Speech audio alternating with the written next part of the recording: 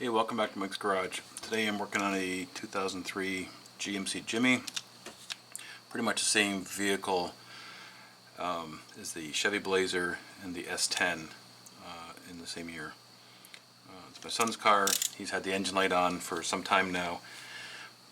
The initial problem was the Evap vent solenoid. Determined it was all corroded, clogged up with gunk, and was replaced.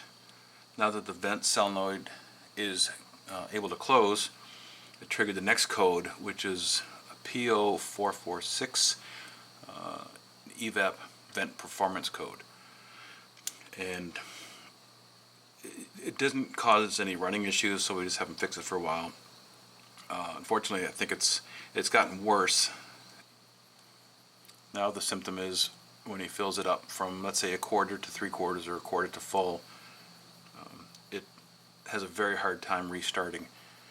And once it does, it kind of chugs along. So I narrowed it down to the Evap Purge Solenoid. My suspicions were that it was stuck open, and that's why it was allowing the flood of vapors in, causing the hard starting. And of course the Evap test would fail, because during the test it has to close the vent, open the purge solenoid, draw a vacuum into the tank, and I believe it monitors the tank pressure. The decay, I mean, it opens the purge solenoid to draw the vacuum and then closes it, and it won't hold the vacuum. And my suspicion is both reasons are caused by the same problem, which is the purge solenoid stuck open. So we are going to do the replacement today. Okay, it's a quick test. I've already verified that the purge solenoid is stuck open. I just want to show what it looks like with the engine running. Now I have to assume that when the car is first started at idle, the purge solenoid should be closed, and this will show that it's pulling engine vacuum through the solenoid.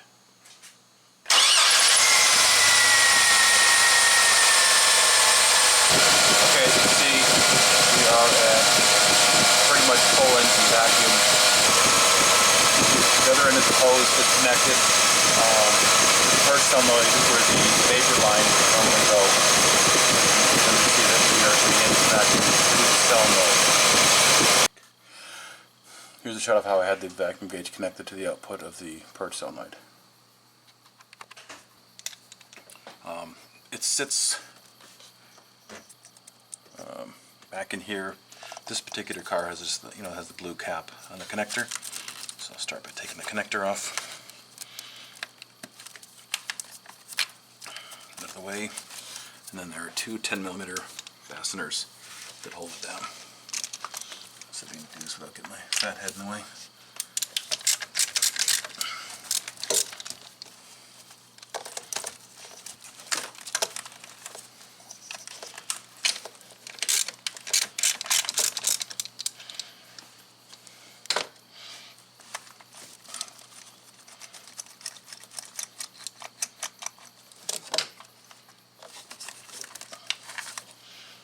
First one.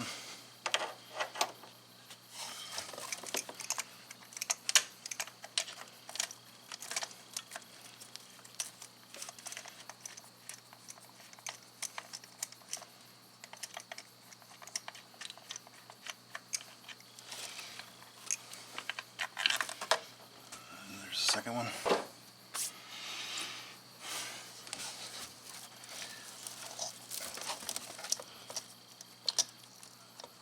So the purge solenoid, part of it sits inside the manifold.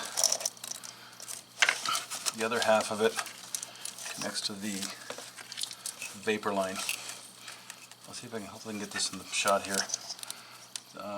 This one has a white clip that just simply pushes down.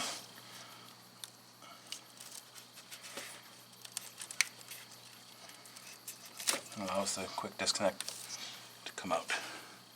So here's the old purge solenoid. Alright, so here's my new part. Actually was able to find an original AC Delco in town here. Kind of pricey with our high car part prices and taxes, this come out to about almost 80 bucks for this thing.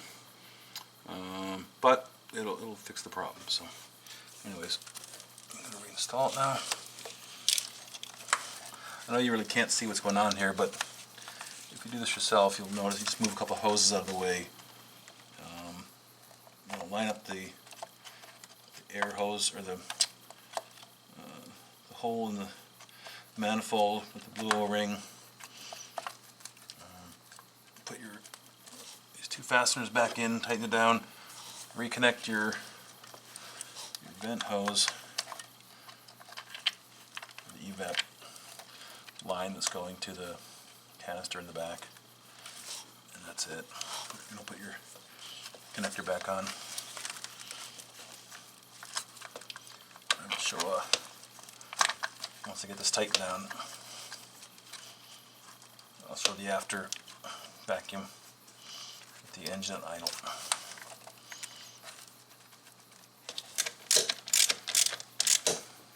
Okay, before I put the evap hose back on, I'm going to reattach my vacuum gauge.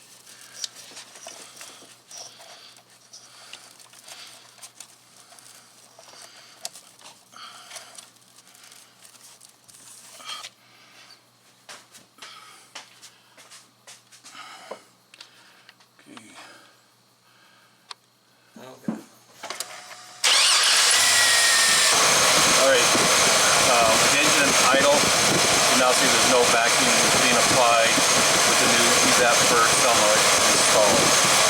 So that confirms the fix. Thanks for watching.